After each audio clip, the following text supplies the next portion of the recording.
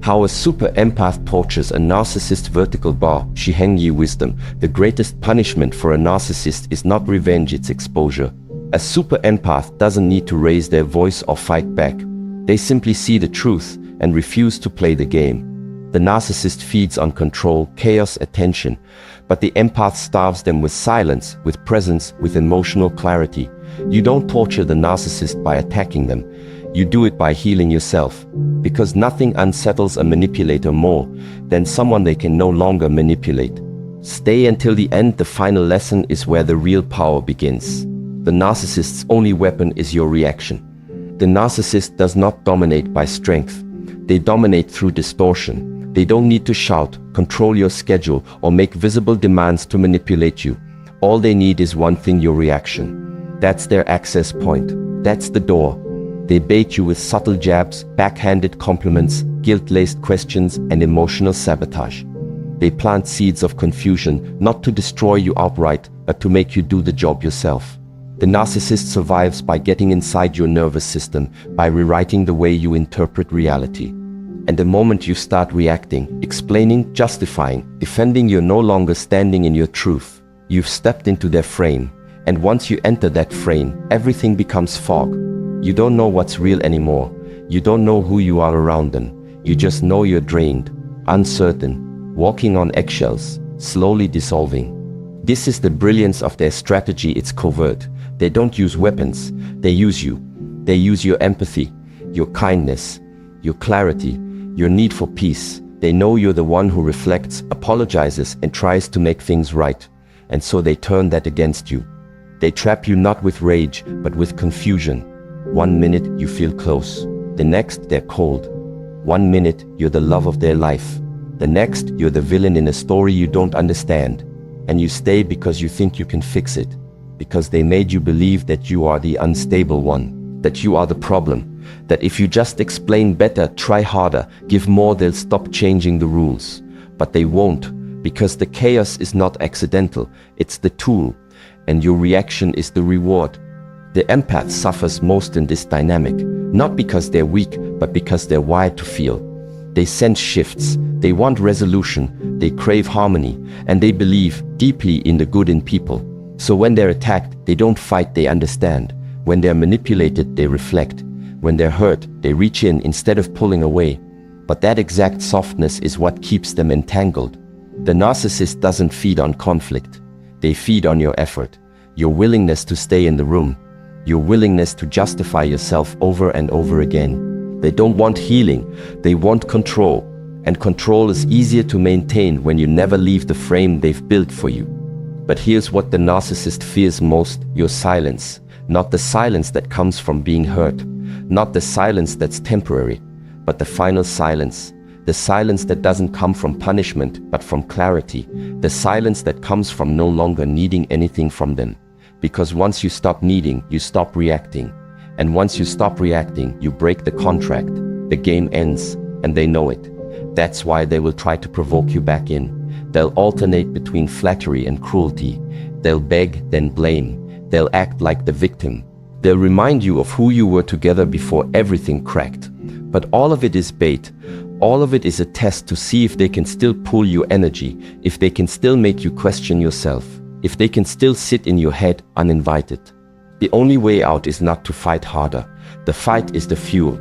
The way out is to stop playing, to exit the frame, to stop trying to prove your worth to someone who only values your submission. When a super empath stops explaining, stops apologizing, stops needing, the narcissist begins to fall apart.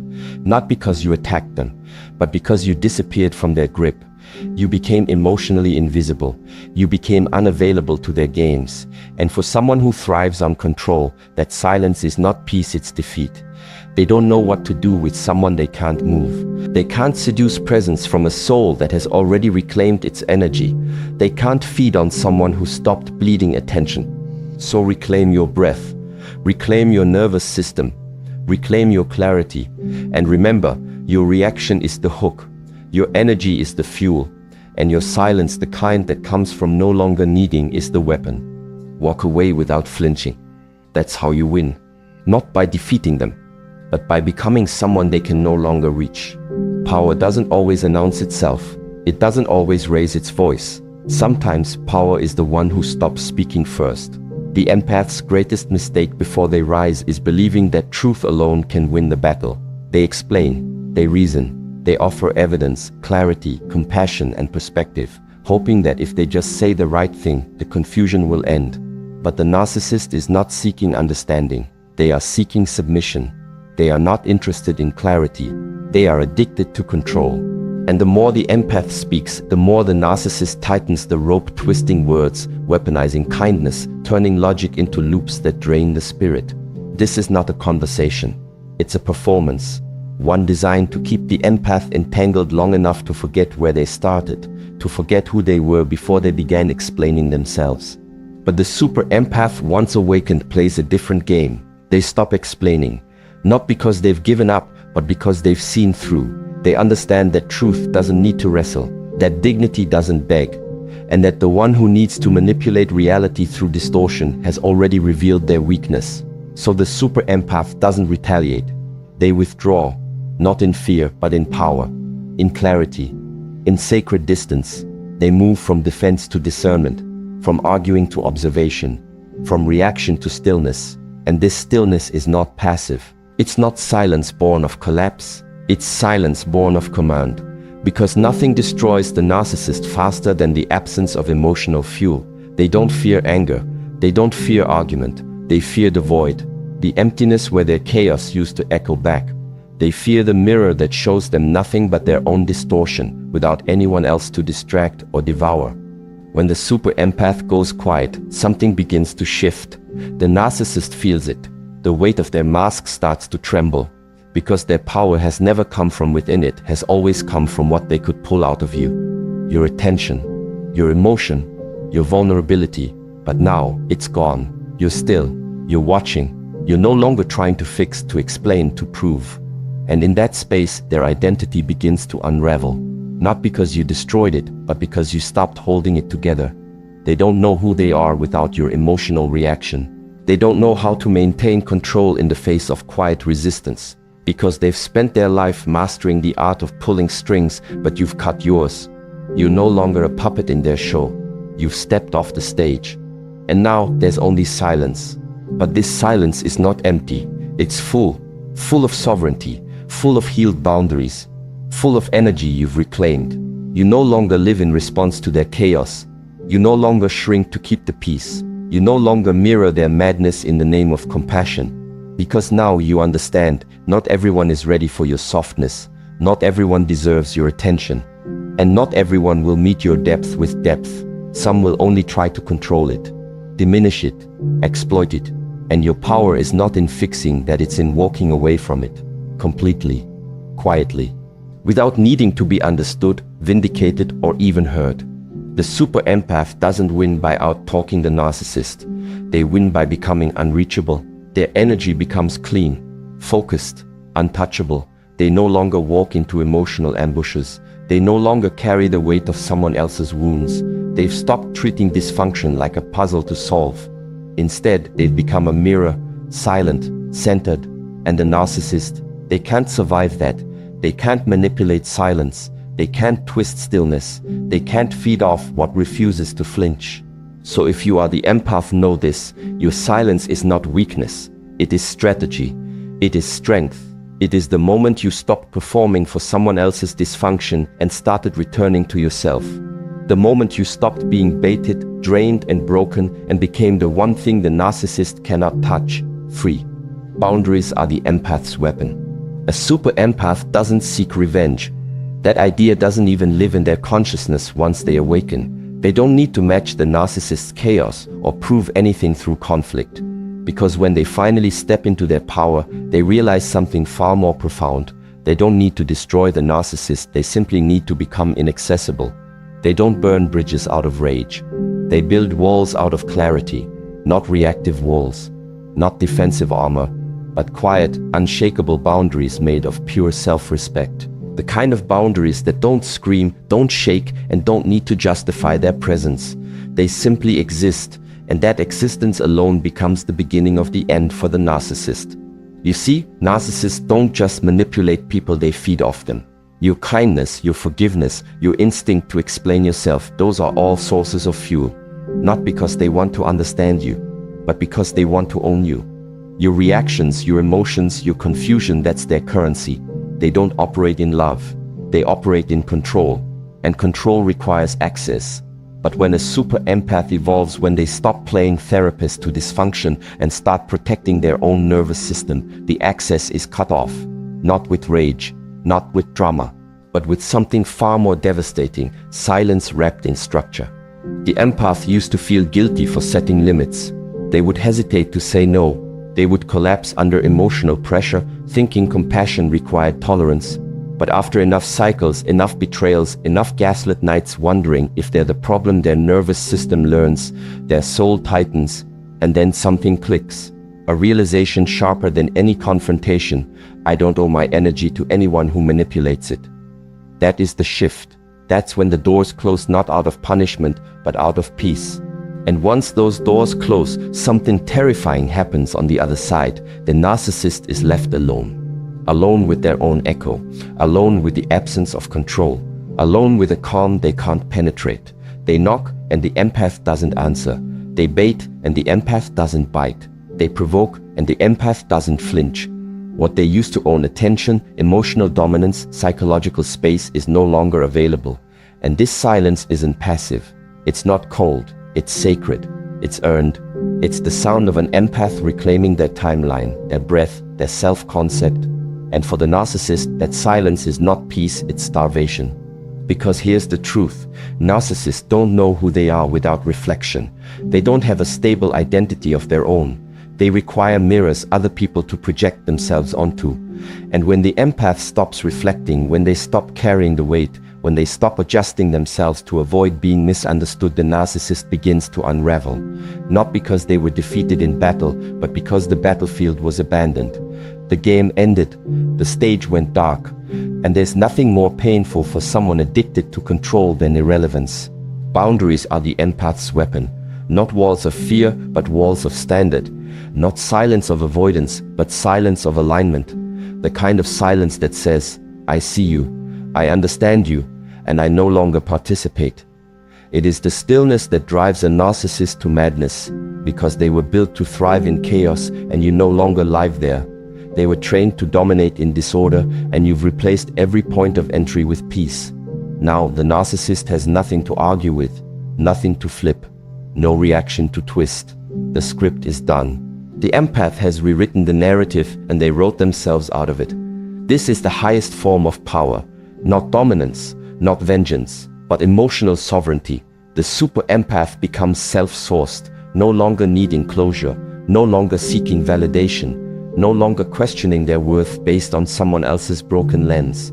They don't look back because there's nothing left to fix. They don't explain because clarity has replaced confusion. And they don't chase because they've finally come home to themselves. So understand this: the game doesn't end in war. It ends in detachment. Not because you stopped caring, but because you started choosing yourself. The inner work that destroys the outer game. The real shift doesn't happen in a dramatic confrontation. It doesn't happen when the empath shouts, slams the door, or finally says everything they've been holding in. That's what the narcissist expects. That's what they prepare for. Because they know how to win that game. They feed on chaos. They twist words. They flip pain into performance. The more dramatic the ending, the more they stay relevant. But the super empath doesn't play that script. They don't explode. They evolve. And that evolution isn't loud. It's internal, quiet, daily. Invisible from the outside until it's far too late to stop.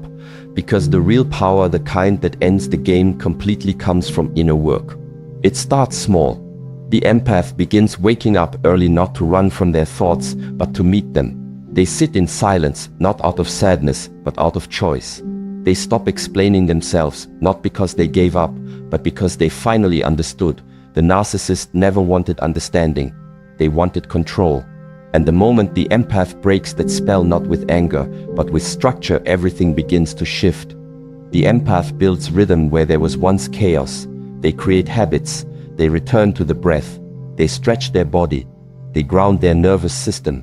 And every day they repeat that practice, they become less reactive, less chaotic, less available to the noise. The narcissist, watching from a distance, maybe through social media, maybe through mutual circles, maybe just in their mind, starts to feel something they never expected: irrelevance. Because what they counted on was collapse. They thought the empath would fall apart without their attention. They expected a storm of messages, a cycle of emotional collapse, a series of regretful calls. They expected to be begged for closure, chased for answers, fought for. But that never comes. Instead, they're met with silence. Worse than silence, distance. Emotional, spiritual, psychological.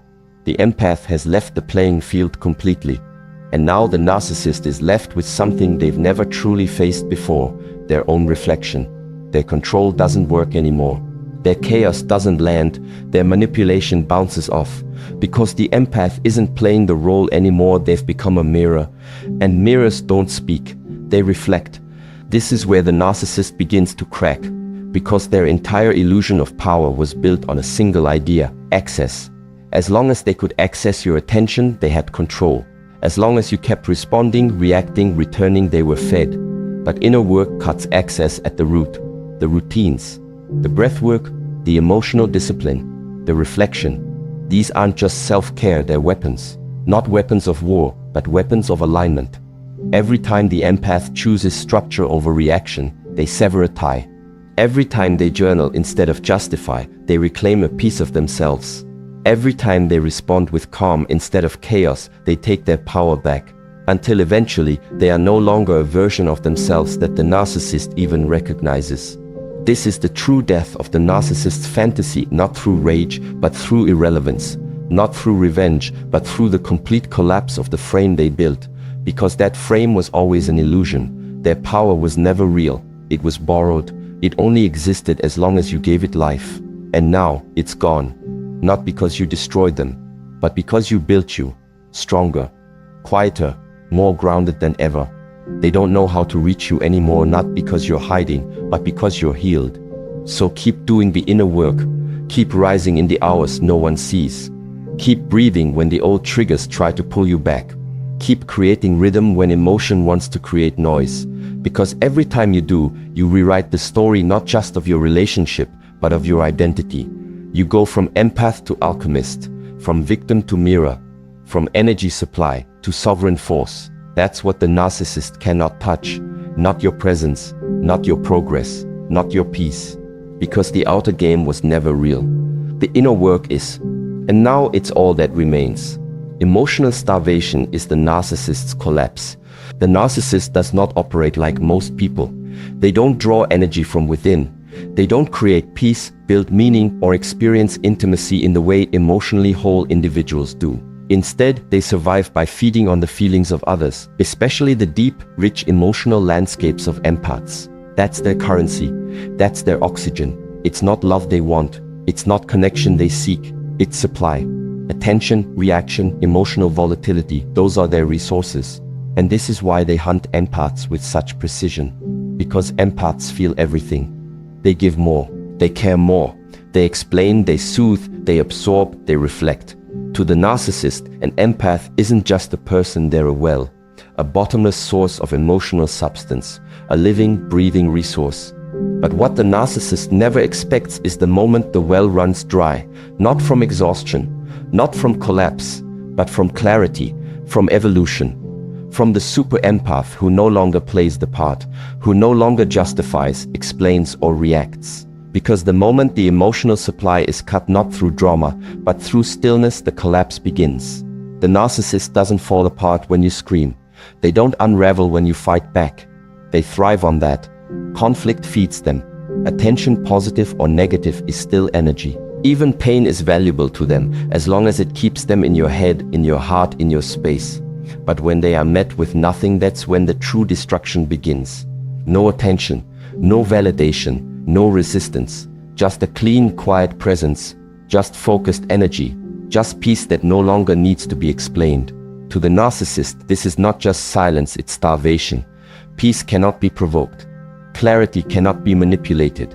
And when you no longer feel the need to be heard by someone who was never listening in the first place, you become immune to their game. That immunity is the collapse. Because their entire identity, the image they curate, the dominance they crave requires a stage. And now that stage is empty. The audience is gone. The story is over.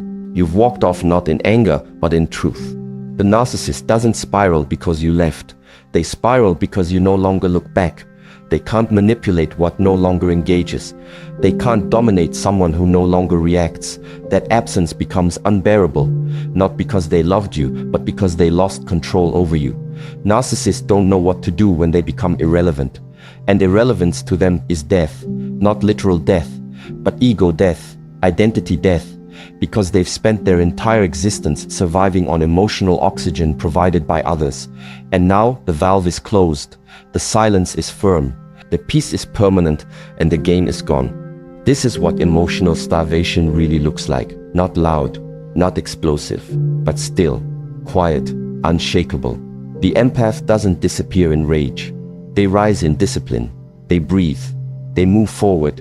They stop giving second chances to someone who only saw them as a resource. And in doing so, they stop being a mirror for the narcissist's projected image. They become a mirror to themselves instead. And that mirror shows strength, not softness. It shows peace, not performance.